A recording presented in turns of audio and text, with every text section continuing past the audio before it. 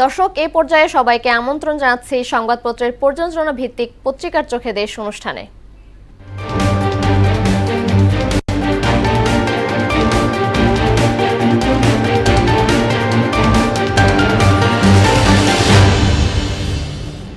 দর্শক, অনুষ্ঠানের আজকের অতিথি মোহনা টেলিভিশনের যুগ্ম বার্তা সম্পাদক নয়ন মুরাদ। নয়ন, আপনাকে স্বাগত। ধন্যবাদ। আপনাকেও ধন্যবাদ। প্রথমেই দেখে নেব বিভিন্ন পত্রিকার শিরোনামগুলো। আমার হাতে শুরুতেই আছে প্রথম আলো। তারা শিরোনাম করেছে, শেখ হাসিনা মোদি শীর্ষ বৈঠক আজ, আলোচনায় গুরুত্ব পাবে চীনও, নকআউট ম্যাচে কি জাগবে ব্যাটিং। দৈনিক ইত্তেফাক তারা শিরোনাম করেছে, গুজব ছড়িয়ে আওয়ামী লীগকে দুর্নীতিবাজ বানানোর চক্রান্তে লিপ্ত বিএনপি, বললেন কাদের। কাঁচামরিচের কেজি 400 টাকা। সংলাপের মাধ্যমে বাণিজ্যে বাধা দূর করার আহ্বান প্রধানমন্ত্রীর, দিল্লিতে জয়শঙ্করের সাক্ষাৎ। আছে সমকাল,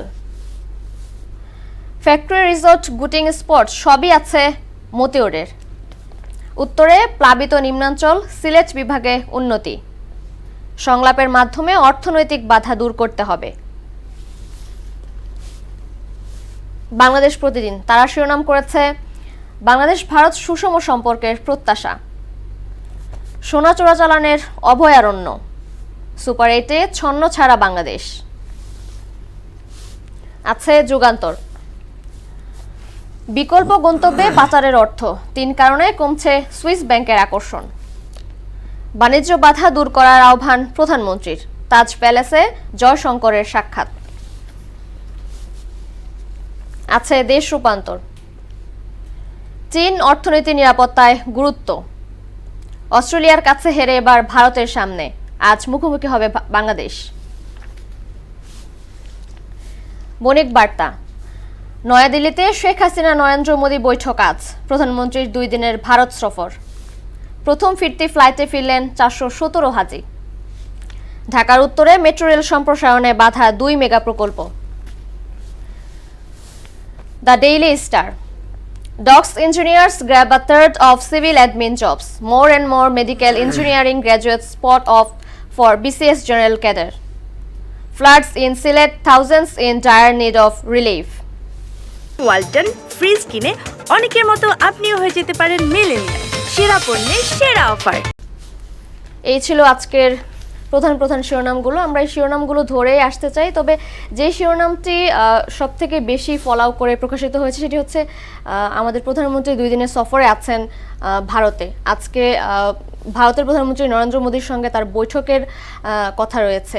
সেখানে বাংলাদেশের মানে স্বার্থের বিষয়টি আমাদের মানে বিবেচনায় রাখতে হবে, এবং আপনি জানেন যে এই সফরটি কিন্তু অত্যন্ত গুরুত্বপূর্ণ, খুবই গুরুত্বপূর্ণ নানান ইস্যুতে। প্রথমত হচ্ছে যে বাংলাদেশের প্রধানমন্ত্রী হিসেবে মাননীয় প্রধানমন্ত্রী শেখ হাসিনা, উনিও টানা 3 মেয়াদে আছেন, এবং ভারতের প্রধানমন্ত্রী নরেন্দ্র মোদী তিনিও টানা 3 মেয়াদে আছেন।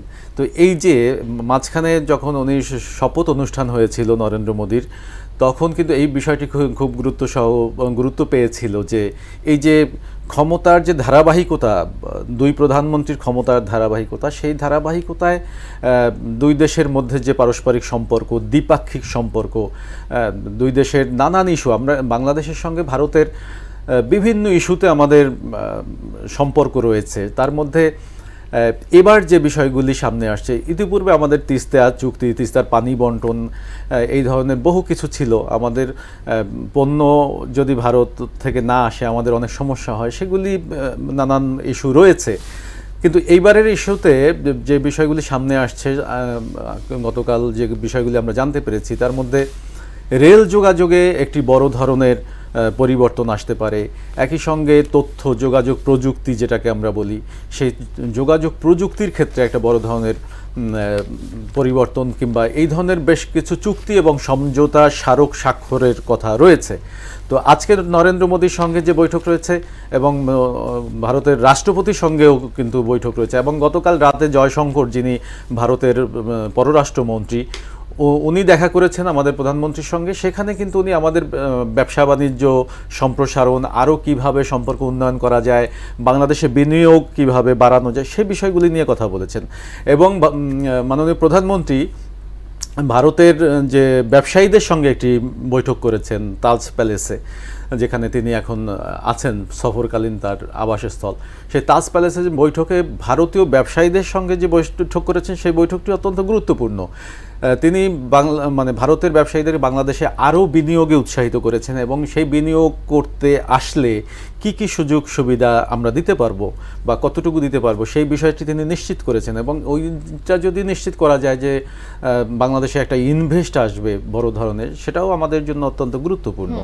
তো সামগ্রিকভাবে আমরা আশাবাদী যে প্রধানমন্ত্রীর এই সফর থেকে বেশ কিছু ইতিবাচক এবং খুব ভালো কিছু চুক্তি এবং সমঝোতা স্বাক্ষরের মধ্য দিয়ে বাংলাদেশ লাভবান হবে। আরেকটি বিষয় যেটা হচ্ছে বাংলাদেশ আগের ম্যাচে যে হেরেছে, আজকে ভারতের সঙ্গে রাত 8:30টায় তাদের ম্যাচ আছে, এই বিষয়ে আপনি কতটা আশাবাদী? আশাবাদী তো থাকতেই হবে, কারণ হচ্ছে যে আমরা আশাবাদী থাকতে চাই। প্রথমত হচ্ছে বাংলাদেশ দল, ধরেন এখানে একটি গুরুত্বপূর্ণ বিষয় হচ্ছে যে বাংলাদেশ কিন্তু ওই মাঠে যে 11 জন খেলে, শুধু কি এই 11 জন খেলে তা কিন্তু না, পুরো বাংলাদেশ খেলে তাদের সাথে, তাই না? বাংলাদেশ যখন হেরে যাচ্ছে 2-4 বল বা 2-4 রানে হেরে যাচ্ছে, মানুষ কিন্তু মোনাজাত ধরে কাঁদে। গ্যালারিতেও আমরা এই দৃশ্য দেখি, আবার ঘরের মধ্যেও মানুষ কিন্তু এটা করে। রাস্তার পাশে রিক্সাওয়ালা কিংবা দোকানদার বসে বসে কাজ ফেলে কিন্তু খেলা দেখে। তার মানে হচ্ছে পুরো বাংলাদেশের আবেগ অনুভূতি এখানে জড়িত, পুরো 17 কোটি মানুষের আবেগ অনুভূতি জড়িত। সেই জায়গাটিকে প্রাধান্য দিয়ে যদি দেশপ্রেমে উদ্বুদ্ধ হয়ে বাংলাদেশের খেলোয়াড়রা খেলতে পারে, এখন ধরেন সুপার 8-এর আজকে ম্যাচ যদি হেরে যায়, তাহলে সুপার 8 থেকে সেমিফাইনালের পথরুদ্ধ হয়ে যাবে। তো সেই জায়গার মাথায় রেখে আমাদের অধিনায়ক যিনি আছেন, ক্যাপ্টেন, ওনাকে আরেকটু দায়িত্বশীল ভূমিকা পালন করতে হবে। যদি একেবারে ইয়াং, তারপর আরেকটু মনোযোগ হলে, কারণ লিডারশিপের জায়গা থেকে তাকে আরেকটু শক্ত হতে হবে। এই সামগ্রিকভাবে আমরা আশাবাদী যে ভালো কিছু হবে। জি, নয়ন মুরাদ, আপনাকে ধন্যবাদ। আপনাকে ধন্যবাদ।